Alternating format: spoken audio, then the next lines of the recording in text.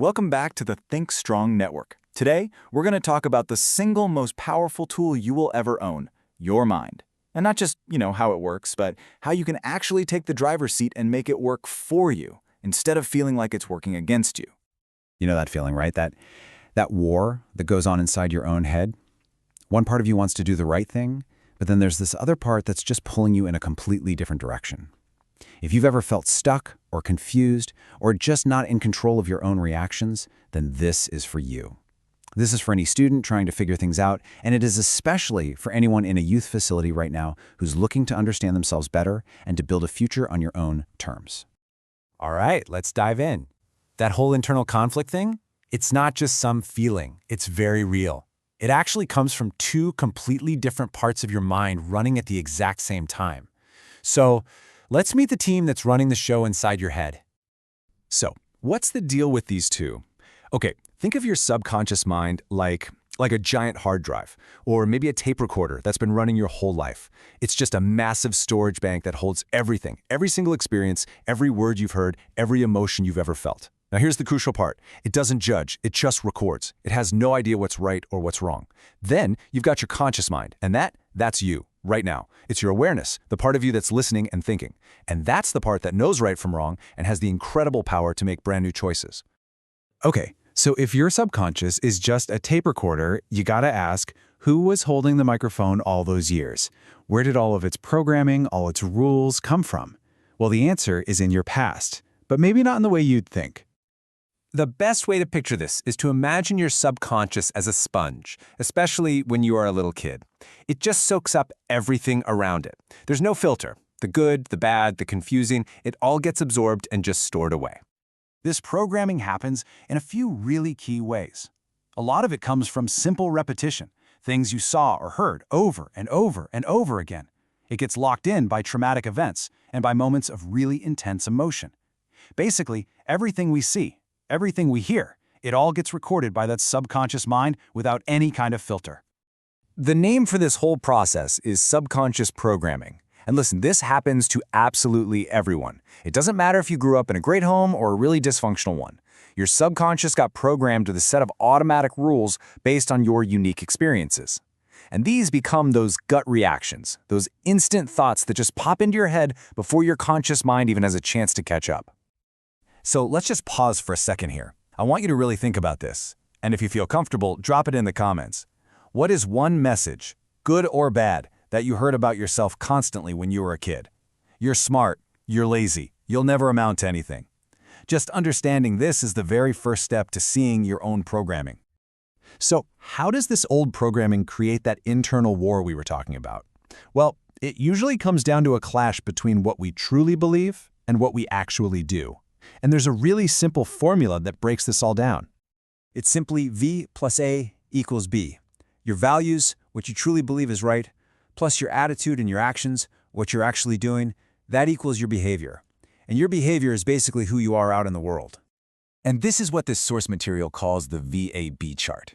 Picture it like a set of scales. On one side, you have your values, what you believe is right and wrong. On the other side, you have your actions, what you're actually doing.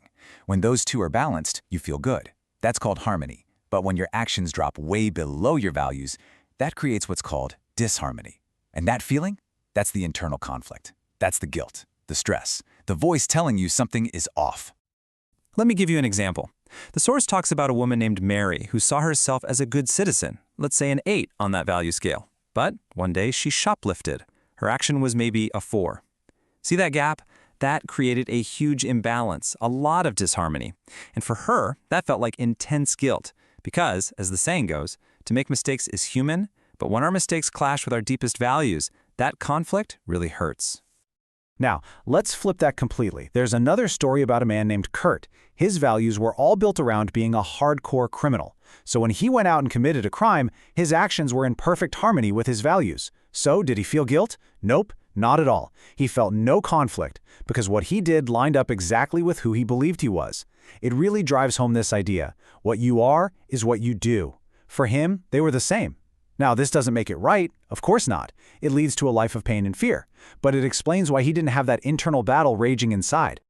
So if our subconscious is just running on this old automatic programming, Are we just stuck? Do we just have to live with it?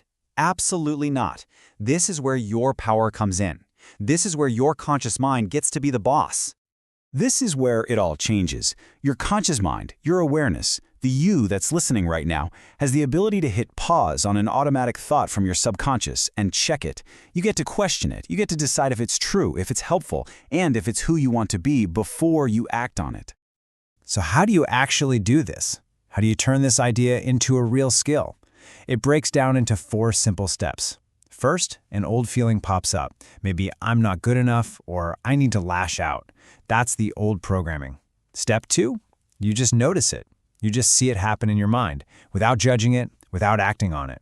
Step 3, you check it. You ask yourself, does this thought actually line up with my real values? And finally, the most important part, you choose a new action, one that puts you back in harmony with who you want to be.